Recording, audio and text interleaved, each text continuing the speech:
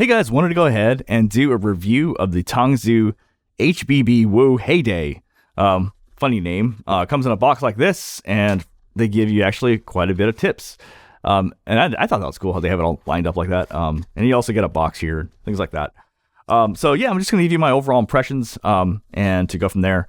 Hint, this will be my final review of this. So usually what I do is I make a review and then I make another review like after I dissect it. But I feel like I've got a good enough read where I can tell you like what you need to know on the first video, because I've got this figured out pretty easily, and I'll explain why I feel like it's figured out. Okay, so I picked this up because people mentioned they sounded pretty neutral, so checked it out.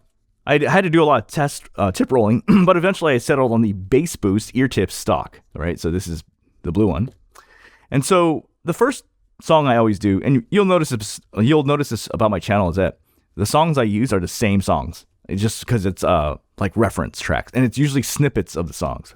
So in this case, I like testing out BB Weekend because the bass goes boom, boom, boom, and immediately I can tell what kind of bass it is. You know what I mean? And sure enough, I was able to get a read on it. So the bass is correct, but it lacks like a lot of punch. It leans towards lean bass. So when I say lean bass, what I mean is this: when you listen to like folks who review headphones, they'll say, "Oh, the bass on this is lean, but it's like good quality bass." You know, you'll sometimes hear that. To me, that means, so you mean it's shit bass? You know what I mean? So it's not like, you know, that's, in other words, it's kind of like that lean and control, but it doesn't have that punch like that I want. You know what I mean? It doesn't have it. So I'm not saying it does have lean bass. I'm saying it's leaning that way. In other words, I'm not too thrilled about the bass, even with the bass boost tips. I'm like, give me more. Okay. The vocals, they sound correct, but it's so familiar, so generic, the way it sounds. And I can't put my finger on why, but it's correct. And I'll explain why it sounds like it sounds like familiar, because it is. I said overall, nothing stands out. It's very par for the course. And then what I also say is the vocals aren't as full as Performer 8, but I don't think it's supposed to. I mean, then what I do is I go to my second test track, where basically it's where I test for sub bass, and it's a song by Wolf Tila. The song goes, there's so much sub bass in that song. So it lets me know it's a good test track for me, because it lets me know whether I have too much sub bass, whether it's too little, whether it's polite, whether it's just like not there at all. So I say, hey, there's a good chunk of sub bass in here. The vocals sound correct. And I say, overall, these are good. You know, the sound is good, maybe even great, but it's not unique. I've heard something like this before. And it's that I feel like I've heard this tuning before. It's a very typical kind of like similar tuning. You know what I mean? And I will get into that. So at this point, I'm not enthused. Overall, what I'm thinking is it sounds pretty correct, but it sounds familiar. And I can't put my finger on why I think it's familiar. So what I do is I'm like, okay, let's go test out male vocals, right? So I go to test out the song by Justin Bieber. And so I've been using that as a reference for many years. And now it's at a point where like I can't drop it. I have to keep using it. And I encourage everyone, if anything. Listening tests, I have a very specific set of tracks that I use all the time. As I said, I don't want to be biased by anything. And so one of the things I do is all my listening tests are always done with exactly the same tracks. So I know Justin's voice to the T. I know if something's off.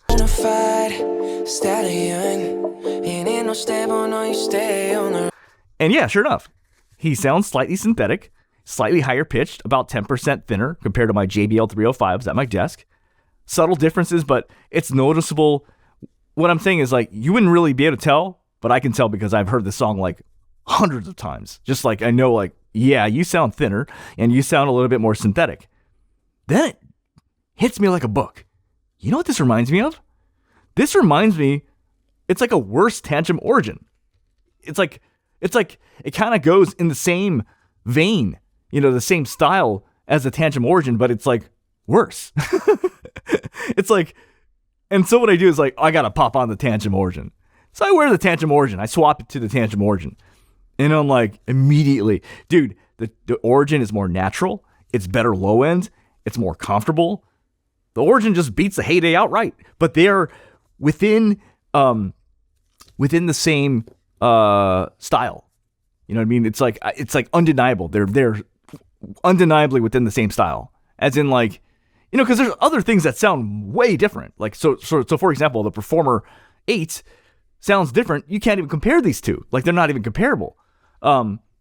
Whereas they're comparable. Like, they sound, this is like, a tuxedo version of this guy. You know what I mean? It's like, this is better. You know what I mean? This is a guy who, like, it's the same guy, but this guy works out. And so when I said the Heyday, it feels redundant by comparison, right? Then what I did was I pulled up the Squigs chart.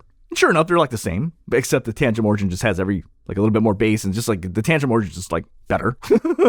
And it kind of matches exactly what I heard.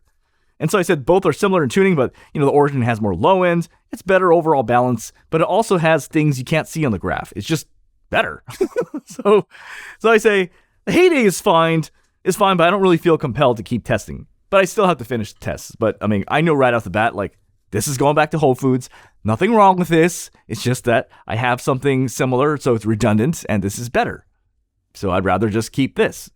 So, okay. So I want to do the Sibilance test at the very least. And the Sibilance test is important for everyone. Basically, it lets you know, if you just care about music, whether this is going to give you harsh peaks when you listen.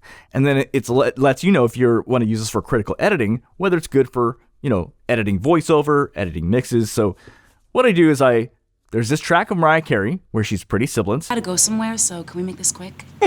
And I put it at regular volume. So it can detect it with medium sibilance.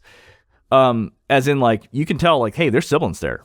And then what I do is I crank up the volume, and it's like medium to high sibilance. Like, you can definitely tell. So what this says from a point of critical editing, these are great for editing. You will definitely detect sibilance in your audio, and you'll be able to fix it.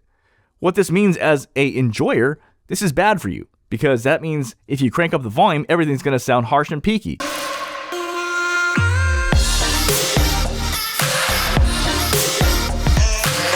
And if you put it at medium regular volume, it's going to parts that are peaky and harsh, you will still hear it. So, my final thoughts are that the Heyday is fine for monitoring, it's fine for mixing, it's fine for critical editing, but the Tanchim Origin is just better. It has better low end, it's more natural, it's more comfortable because it's smaller. And if you're choosing between the two, get the Origin. And that's a wrap.